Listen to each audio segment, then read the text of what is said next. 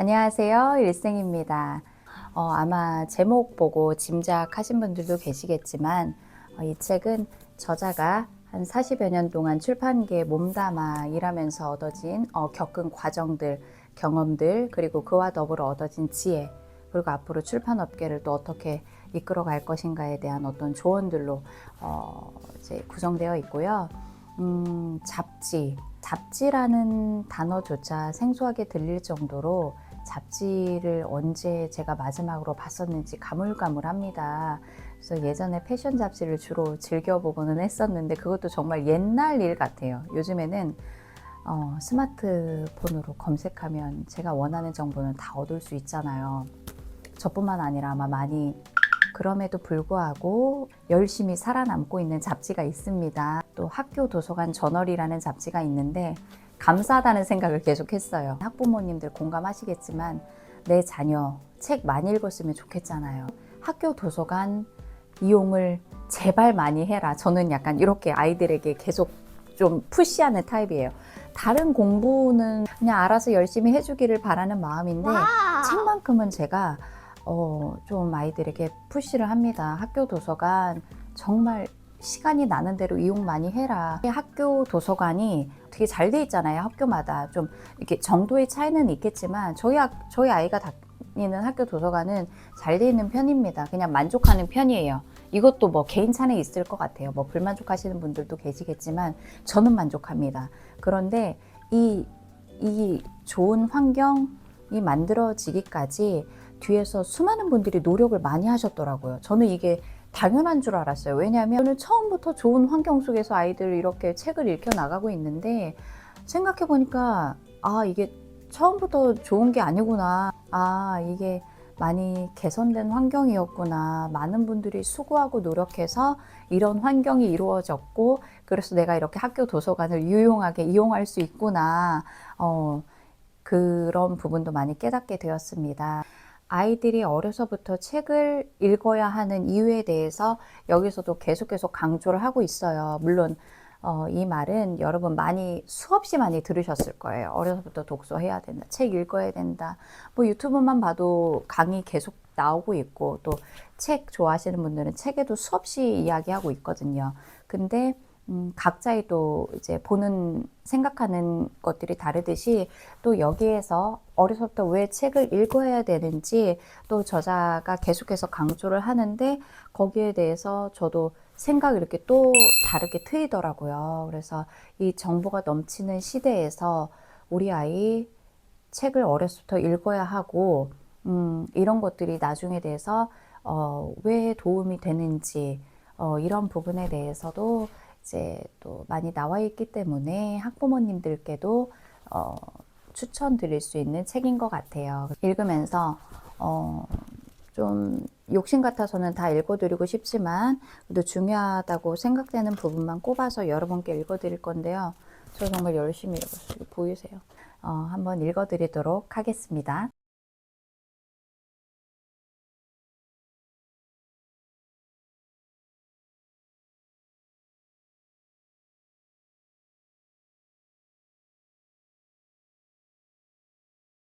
기자가 이 많은 일을 어떻게 다 하느냐고 물었을 때 나는 가능한 이유를 두 가지로 들었는데 그중 하나는 책이었다.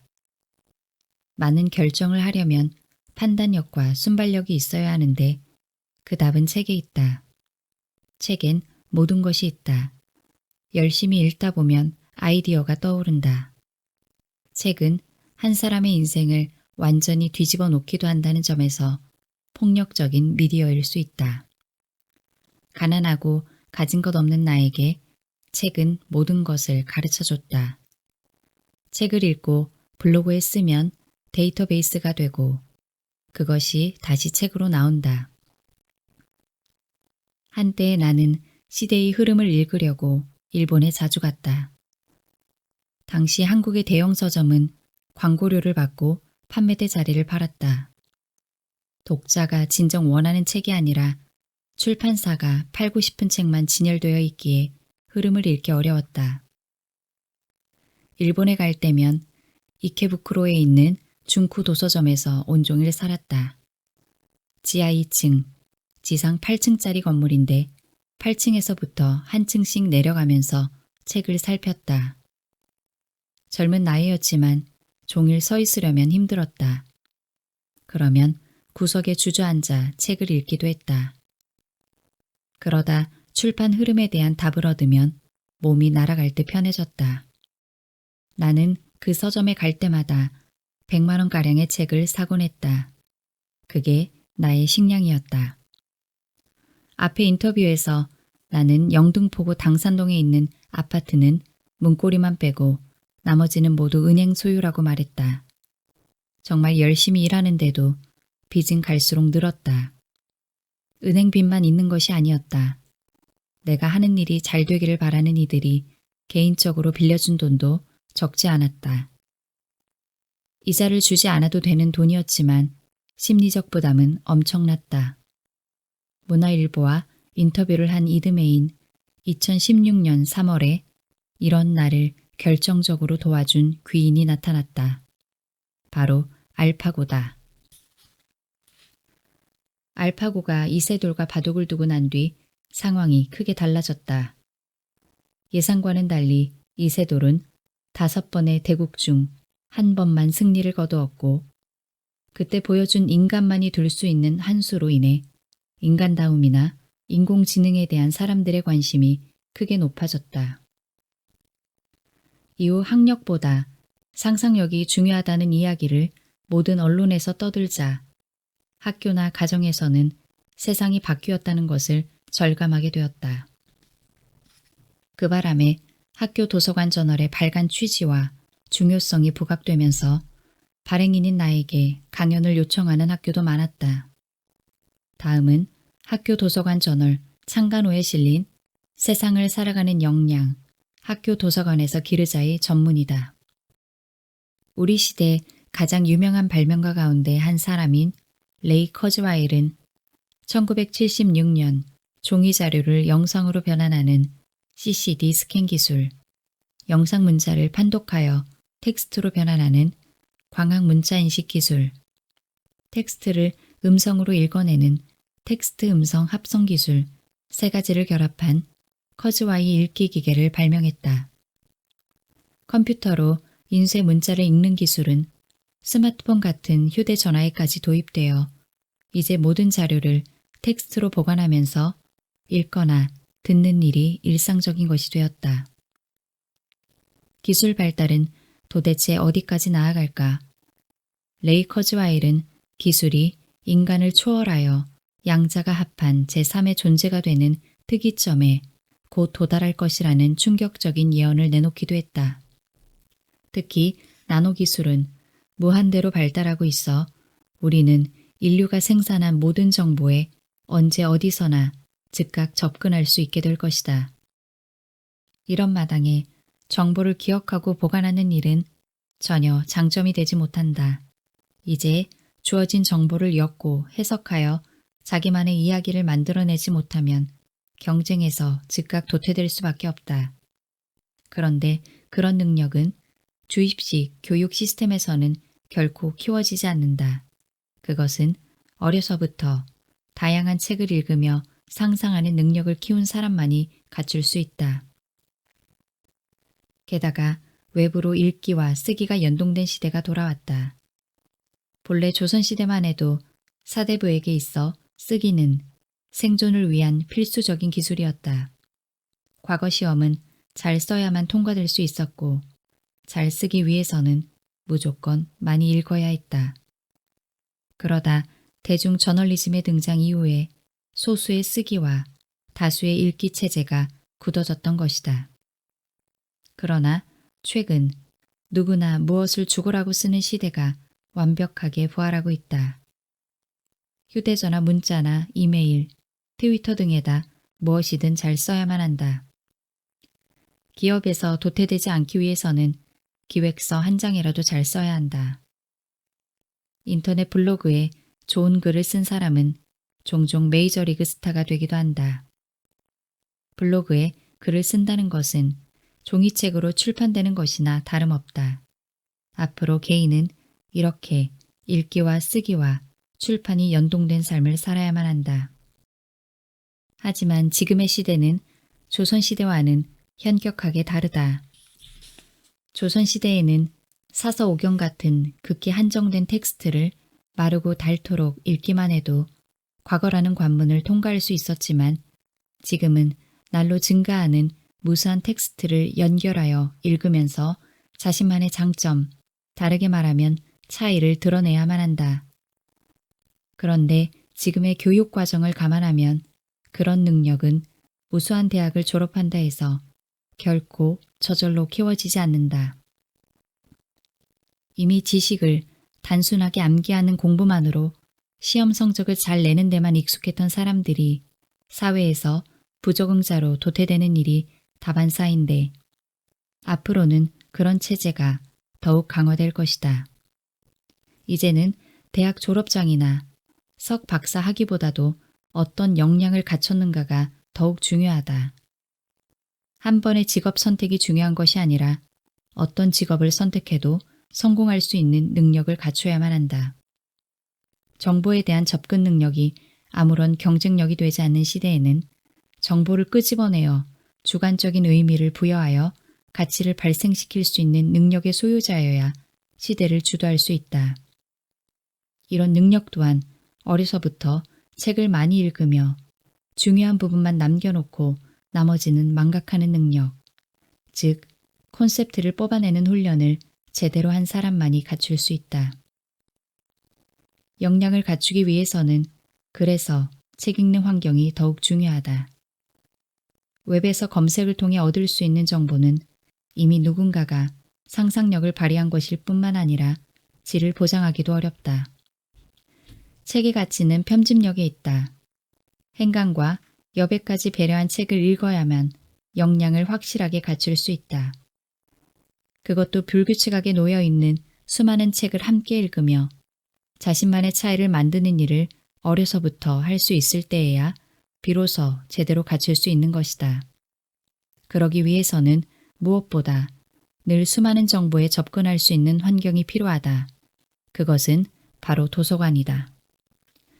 특히 학교 도서관은 다양한 신간을 제대로 구비해서 학생들이 언제나 필요한 자료에 접근할 수 있는 환경으로 거듭나야 한다. 하지만 우리나라의 학교 도서관 환경은 매우 열악하다.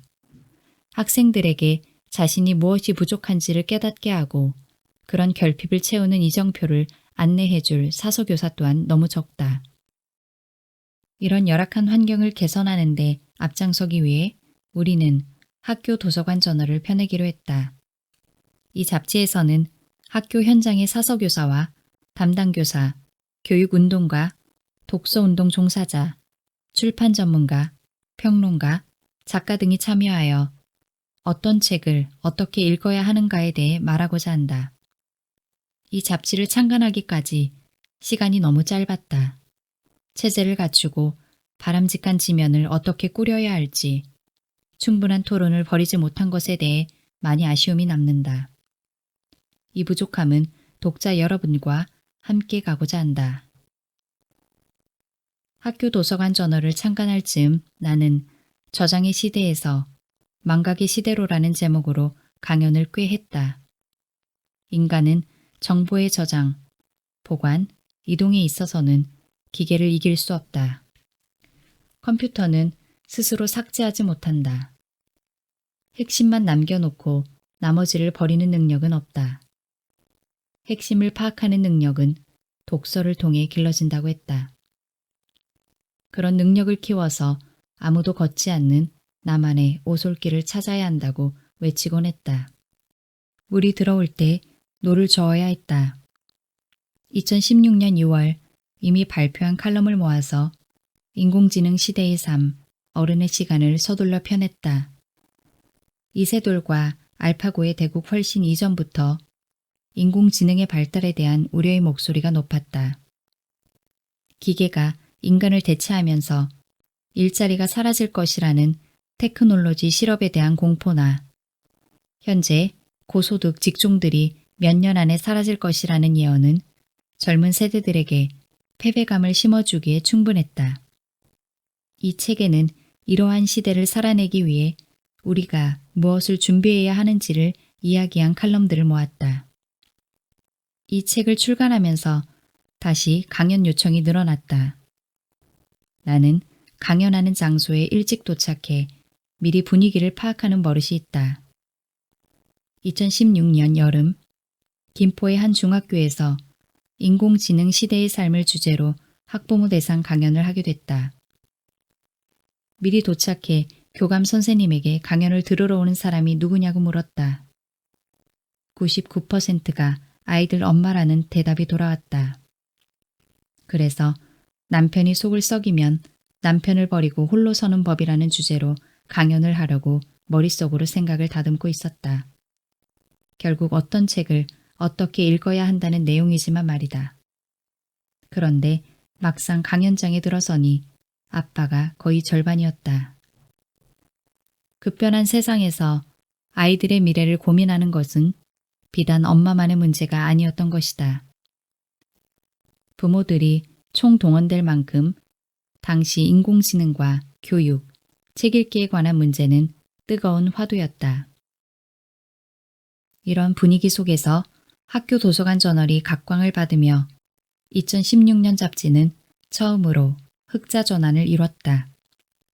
알파고를 만든 데미스 하사비스는 인공지능을 조수처럼 활용하고 최종 결정은 인간이 내리는 방식이어야 한다. 이 같은 방식이 아니라면 시간 낭비에 불과하다고 말했다. 나는 같은 이유로 학교 도서관 저널을 창간했다. 그러니 내 인생에서 가장 잘한 일이 학교 도서관 저널 창간이라고 말하는 것은 조금도 이상하지 않다. 미래 세대를 위한 마중물 독서운동. 남녀노소를 불문하고 문해력이 부족하다는 얘기가 나돈다. 우리나라는 OECD가 실시한 실질 문맹률 조사에서 중장년층과 청년층의 문해력 차이가 조사 국가 중 가장 큰 것으로 드러났다. 문해력은 간단하게 말해 글을 읽고 이해하는 능력이다.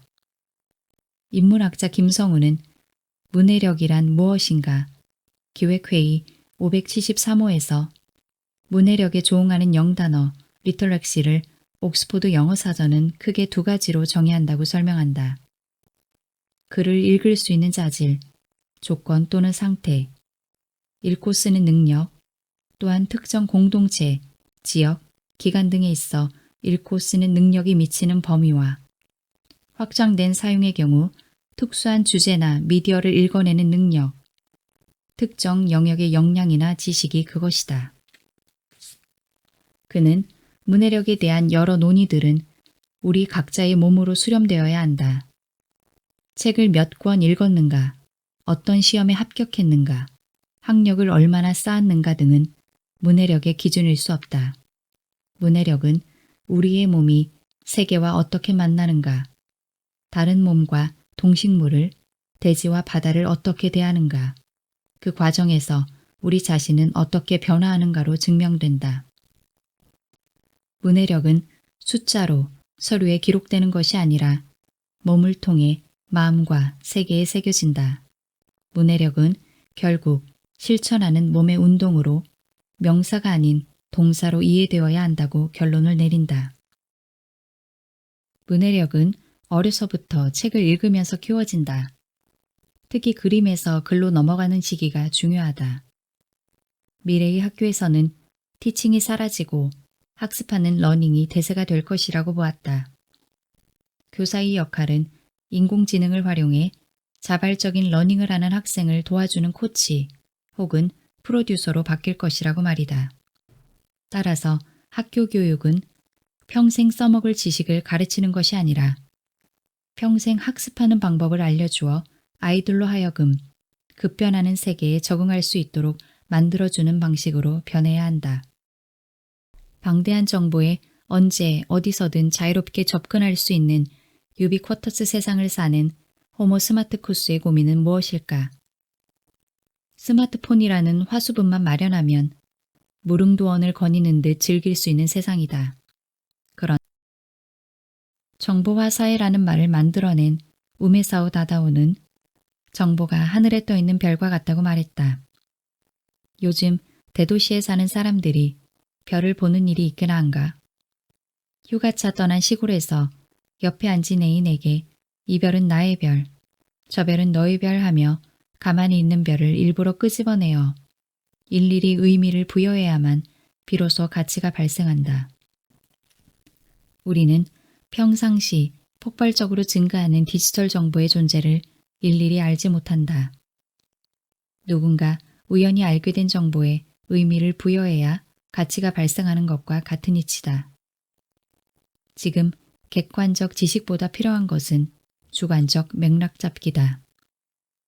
객관적 지식은 검색으로 즉각 확인할 수 있지만 주관적 맥락을 잡는 능력은 어려서부터 체득해야만 하며 이는 독서를 통해서만 키울 수 있다.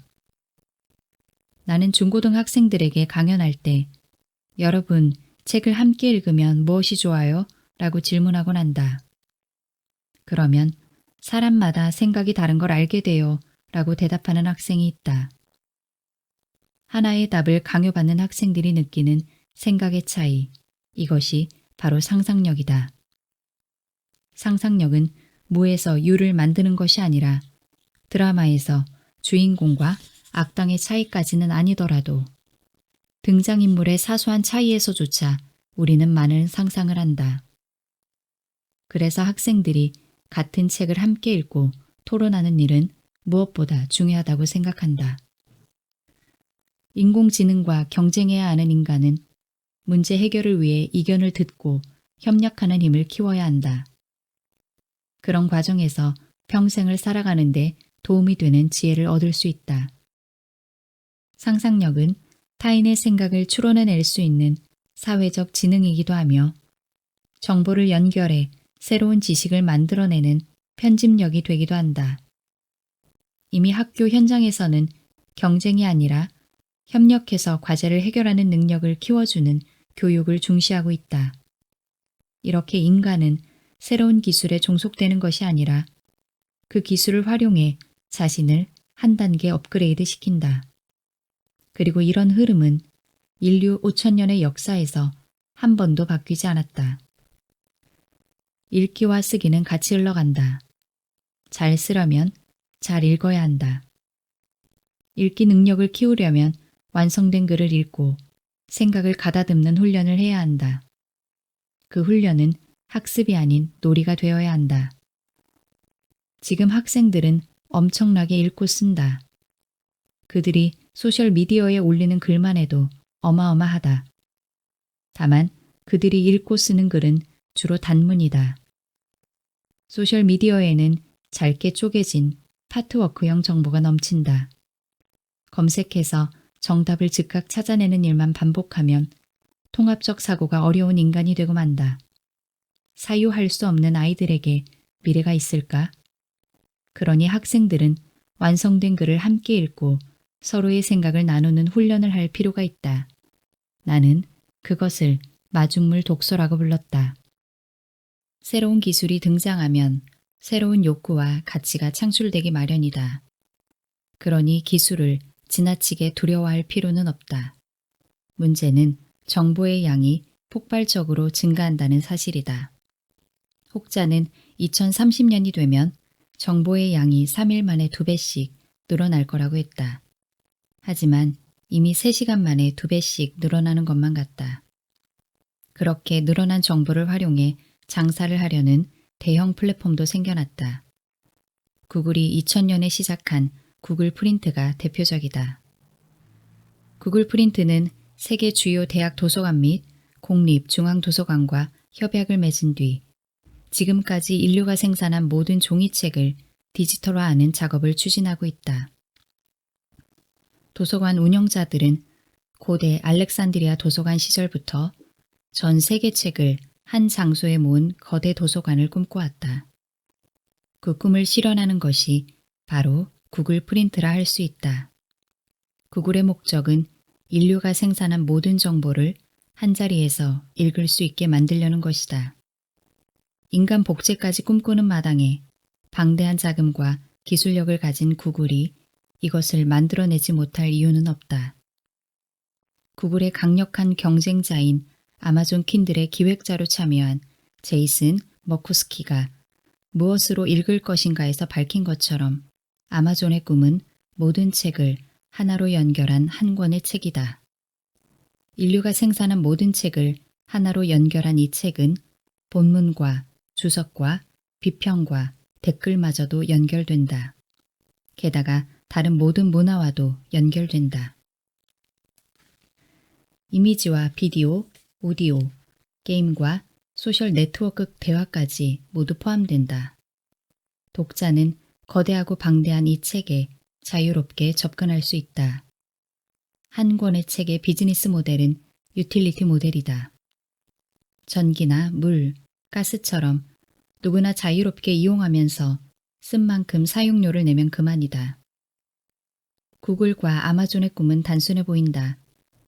모든 인간이 스마트폰, 스마트패드, 스마트 TV 등의 스마트 기기를 활용한 전문 검색을 통해 인류가 생산한 모든 지식에 자유롭게 접근할 수 있게 만들겠다는 것이다. 이제 우리는 그것이 헛된 꿈이 아님을 안다. 전문 검색이라는 수단만으로 인류가 날마다 생산하는 방대한 양의 정보에 빛의 속도로 접근할 수 있다. 현재 자라나는 세대는 스마트 기기로 모든 것을 쉽게 해결한다. 포털과 휴대전화를 동시에 소비하던 과도기 세대를 넘어 컴퓨터조차 켜는 일 없이 스마트폰만으로 모든 것과 연결해서 즐기는 세대이다. 이에 발맞춰 검색의 질도 진화하고 있다. 검색을 통해 유동하는 텍스트를 읽는 것은 독서가 아니라는 지적이 없지 않지만 이 세대는 무엇이든 개걸스럽게 읽는다. 이것만 보면 읽기의 범람이라고 보아도 될 정도다. 전문 검색을 활용한 읽기가 진정한 읽기가 아니라는 비판은 일면 타당해 보인다. 검색을 통해 패스트푸드처럼 곧장 튀어나오는 답변을 원하는 이들은 아무리 텍스트를 많이 읽어도 제대로 된 사유가 불가능하다는 비판도 있다. 인간은 자신이 원하는 답이 없으면 오랜 시간과 정성을 쏟아 새로운 답을 구해왔다. 그리고 그것은 새로운 책이 되었다. 과연 검색으로 즉각 답변을 찾고자 하는 이들이 책을 찾을까? 그리고 그들이 좋은 책을 만들어낼 수 있을까? 그러니 인간의 진정한 사유가 사라질지 모른다는 우려는 설득력이 있다. 독서운동가 김은아는 한 컨퍼런스에서 청소년 대상의 독서 지도와 독서 대회가 비독자와 간헐적 독자를 더욱 소외시키는 방향으로 이루어졌다는 사실을 알고 크게 놀랐다고 말했다. 청소년 중에는 교과서 이외에 책을 한 달에 한 권도 읽지 않는 독자가 절반쯤 된다. 습관적 독자 또한 제대로 된 독서를 했다고 장담할 수 없다. 그러니 이들에게 책을 읽는 방법을 새롭게 가르쳐야 한다. 이제 교양 독서의 중요성을 부르짖는 수준으로는 안 된다. 독서 운동이 커다란 전환점을 맞이한 시점에 나는 마중물 독서 운동을 벌였다. 독서 운동가 백화연은 마중물 독서란 샘의 깊은 물을 끌어올리기 위해 펌프에 붓는 한 바가지의 마중물처럼 인간에게 내재되어 있는 독서 의욕과 독서 능력을 일깨우기 위한 일련의 가벼운 독서 활동을 통칭하는 말이라고 했다. 강물이나 우물물을 떠마시기란 그리 어려운 일이 아니다. 그러나 눈에 보이지 않는 땅속 깊은 샘물을 마시려면 그 물을 끌어올리기 위해 펌프질을 해야 하고 그 펌프질을 하기 위해선 마중물 역할을 할 한 바가지의 물이 필요하다고 했다. 이어 마중물 독서를 통해 누구라도 독서의 재미를 알고 독서 습관을 들여 스스로 독서 펌프질을 하도록 돕는 일. 이를 통해 독서의 빈익빈 부익부 현상을 완화하여 배움의 평등을 이뤄 나가는 일. 우리가 마중물 독서에 관심을 쏟고 이를 활발히 펼쳐야 할 이유이자 목표라고 했다. 나는 마중물 독서를 긴 글 읽기를 힘들어하는 아이들을 위해 완성된 짧은 글을 함께 읽고 토론을 통해 자신의 생각을 말하게 하는 운동이라고 보았다. 그래서 학교 도서관 저널과 이 뜻에 동참한 미디어 창비가 각각 마중물 독서 시리즈와 책 읽기 마중물 시리즈를 펴내기 시작했다. 2017년 10월 말 함께 마중물 독서 운동을 벌이던 친구가 갑자기 세상을 뜬 이후 나는 사실상 운동을 접었다. 그래서 아쉬움이 컸지만 김동식 작가의 소설이 마중물 독서의 텍스트로 활용되고 있다는 사실을 알고 내심 안도했다. 이후 마중물 독서라 이름 붙이지 않아도 아이들이 빠져들 만한 책이 등장해 인기를 끌었다. 대표적인 것이 앤디 그리피스의 나무집 시리즈다. 재미와 교양을 겸비하되 스릴과 서스펜스는 양념으로 가미했다. 교훈이 없지 않지만 그게 잔소리나 설교처럼 들리지 않는다. 한때 출판 시장을 휩쓸었던 학습 만화처럼 학습을 강조하는 것도 아니다. 나무집 시리즈는 13층부터 시작해 26층, 39층 등을 거쳐 하늘에 닿게 타는 기세로 거듭되고 있다. 강경수 작가의 코드네임 시리즈도 반가운 우리 책이다. 홍민정의 고양이 해결사 깜냥 시리즈는 또 어떤가? 나는 마중물 독서에 대한 담론을 기획회의와 학교 도서관 저널에 펼치고 발을 뺐지만 여타 출판사에서 마중물 역할을 하는 청소년 도서들이 활발하게 기획되고 있어 참으로 반갑다. 시니어 출판과 어른의 시간. 시니어 출판이라고 하면 고령화 선진국 일본을 빼놓고 이야기할 수 없다. 일본은 자신들의 고령화 경험을 다른 나라에 돈 주고 팔 수도 있다고 자랑할 정도다. 일본은 2060년에 65세 이상 고령자 비율이 40%까지 치솟는 초고령화 시대가 될 것으로 예상한다. 우리라고 다르지 않다. 100세 시대라는 말이 이제는 120세 시대로 바뀌기 시작했다. 세상이 이렇게 변하면서 노인 간병과 독거노인 급증은 커다란 사회적 문제로 대두했다. 사람이 건강하게 오래 살면 좋은 일임이 틀림없다. 병에 걸려 일상생활을 할 수 없는 기간과 보살핌이 필요한 기간을 제외하고 건강하게 살 수 있는 건강 수명과 평균 수명의 차이는 적게 날수록 좋다. 그러나 평균 수명과 건강 수명의 차이가 크게 난다면 이것은 보통 심각한 문제가 아니다. 벌써 그 간극이 10년을 훌쩍 넘으니 심각한 사회적 문제라 할 수 있다. 죽는 방법도 문제다. 홀로 지내다 죽는 이른바 고독사가 점점 늘어나고 있다. 일본은 2000년대 초반에 법적으로 정년을 60세에서 65세로 연장했는데 다시 70세 정년을 추진하고 있다. 베이비붐 세대인 단카이 세대가 정년을 맞이할 무렵 노후 생활을 다룬 책들이 크게 인기를 끌었다. 시니어 출판은 1990년대 후반부터 활성화되기 시작해 21세기 벽두에는 출판 시장의 주류가 되면서 저자들의 나이마저 초고령화되었다.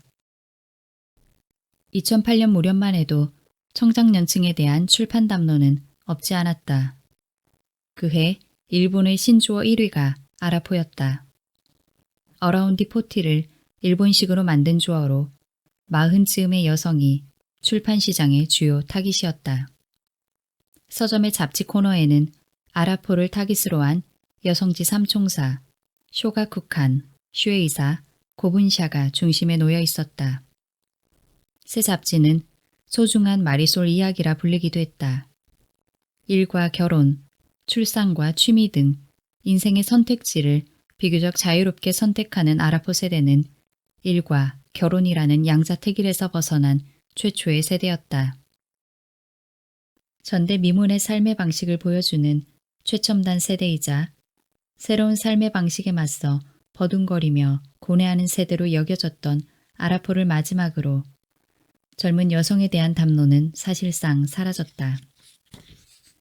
이후 아라포 세대 대신 출판 시장에서 주요한 용어로 등장한 것이 아라한이다.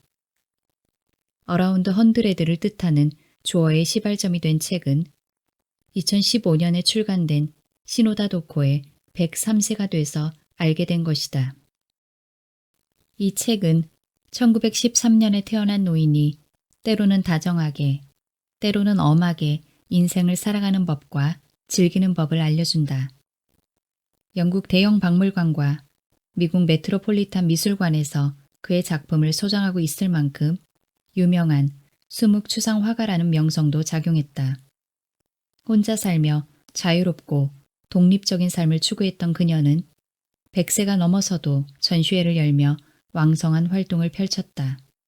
다음은 이 책의 홍보 문구다. 어제보다 더 기력이 떨어졌다. 하지만 인간의 성숙은 점점 쇠약해져 가는 지점에 있는 것인지도 모른다. 나이가 들면 나이가 드는 대로 그리 나쁜 것만은 아니다. 만족이라 할 만큼은 아니지만 그리 나쁜 것도 아니다. 기분이 좋아졌다가 나빠졌다가 정말이지 노인은 이치에 맞지 않는 존재다. 지금 내가 그렇다. 젊다고 해서 추워 올릴 필요는 없다. 겸허하지 않으면 상대하지 않는다. 인간이 생각하는 거라면 99%는 안다고 자신했는데 아직 반 정도밖에 모르는 것 같다. 죽어버리면 아무런 의미도 없다. 목숨 걸고 일을 하진 않는다. 나라면 할 수 있다고 생각했기에 자포자기하게 되는 거다. 이것이 자만이라는 것이다. 늙음을 한탄하지도 젊음을 부러워하지도 않는 초연한 태도. 삶과 죽음을 관조하는 담담한 시선. 저자의 삶의 신조와 자세로부터 고요하고 깊은 울림을 맛볼 수 있는 한 권의 책. 2017년에는 93세 작가 사토 아이코가 쓴 에세이 90세 뭐가 경사냐가 무라카미 하루키의 신작 기사단장 죽이기를 제치고 베스트셀러 1위에 올랐다. 이 에세이는 1년 동안 잡지 여성 세븐의 연재한 글을 묶어낸 것이다. 사소한 일상부터 사회적 문제까지 다양한 사건에 대한 생각을 꾸밈없이 말하고 있는 이 책은 2016년 8월 출간되어 150만 부 이상 팔렸는데 도서를 구입한 독자의 평균 연령은 66세였다. 일본은 한때 153만 부 이상 발행했던 주간 아사히가 2023년 5월 말 창간 101년 만에 휴관할 정도로 시사지의 몰락이 가속화되는 분위기였다.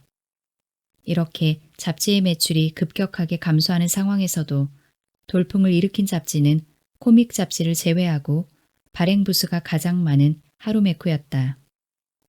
50대 이상의 여성이 주 타깃인 이 잡지는 건강, 요리, 패션, 경제, 유명인사 인터뷰 등 다양한 정보뿐만 아니라 연예 기사도 적극적으로 다룬다. 서점을 통해 유통하지 않고 정기 구독으로만 운영하는 하루메쿠는 50여만 부를 발행할 정도로 인기를 끌고 있다.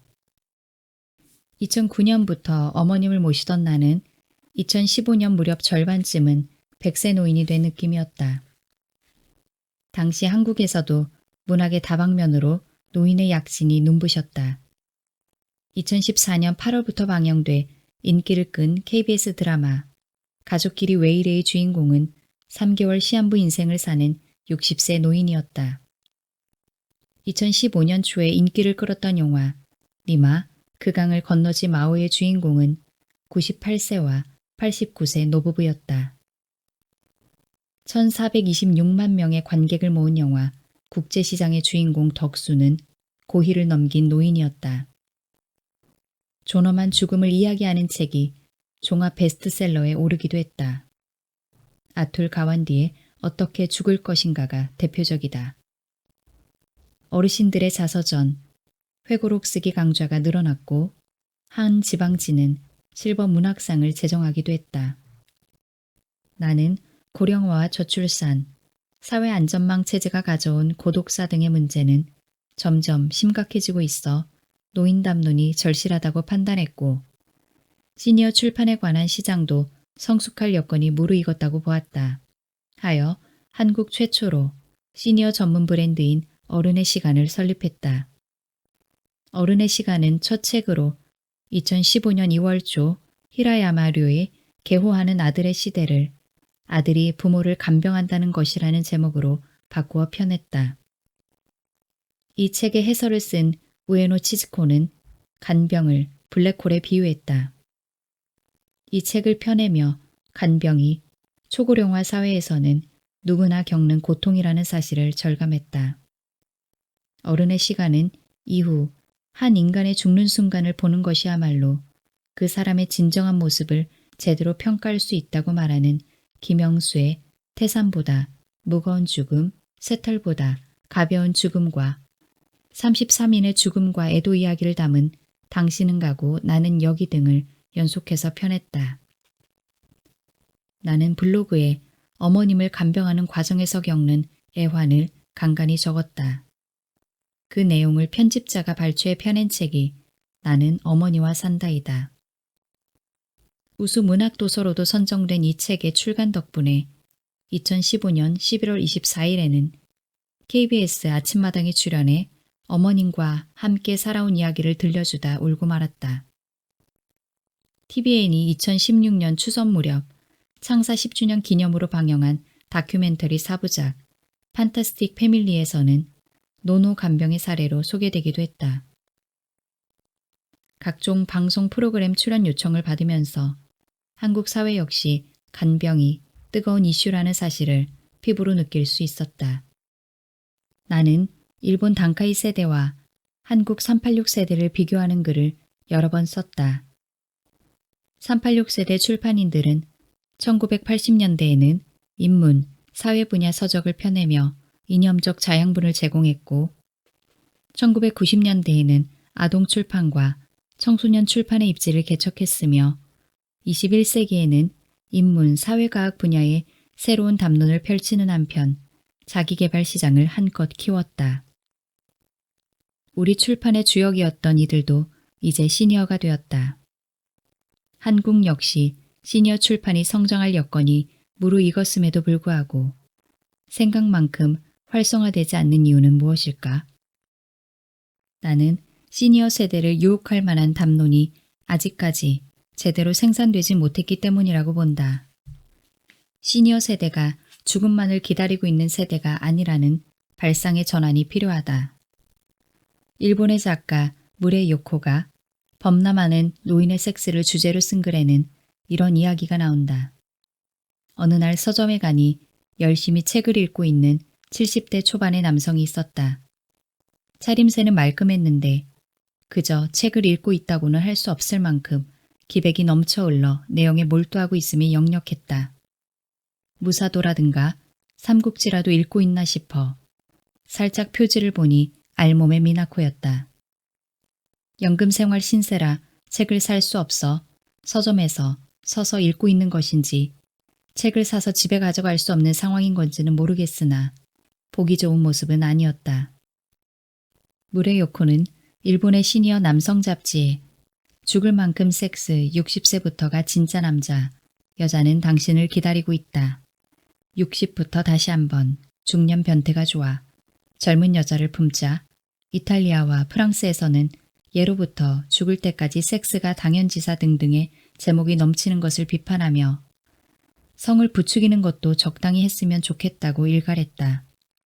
예의상 아내라는 글자가 포함되어 있을 뿐 눈속임에 불과하다면서 말이다.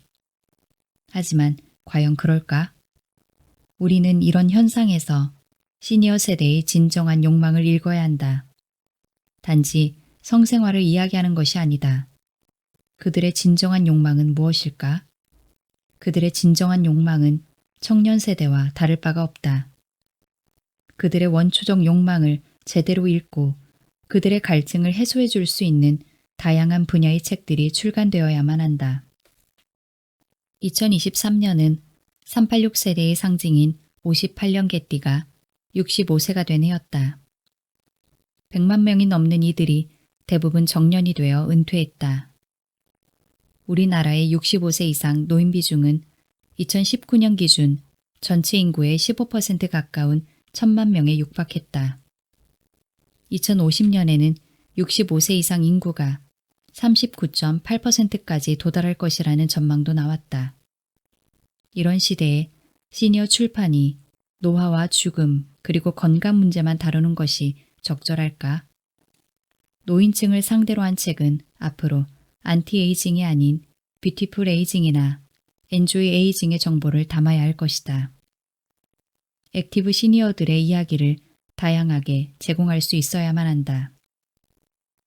어른의 시간 6번째 책인 은퇴하는 남편, 일을 찾는 아내의 저자 고봉태는 어떤 꿈으로 인생 2막을 살아갈 것인가와 죽을 때 후회할 일은 무엇인가라는 질문의 답을 찾는 길이 은퇴의 준비라고 말했다. 그는 구체적인 방법과 방향은 자신의 가슴 속에서 시작되고 자신의 꿈에서 출발해야 한다. 그리고 여행 준비물은 각자의 취향에 따라 준비해야 한다. 인생 2막은 자유여행과도 같다. 깃발을 들고 안내하던 가이드는 사라졌다. 가고 싶은 곳과 방향을 스스로 선택하고 결정해야 한다. 이제 자신의 꿈을 찾는 여행을 시작할 때다. 지금 당장 은퇴 준비를 시작하라. 인생 2막의 꿈의 여행을 위한 시나리오를 쓰고 은퇴 후 4, 50년을 살아갈 준비물을 배낭에 담아라 라고 당부했다. 내가 바로 그래야 할 때가 아닌가 싶다.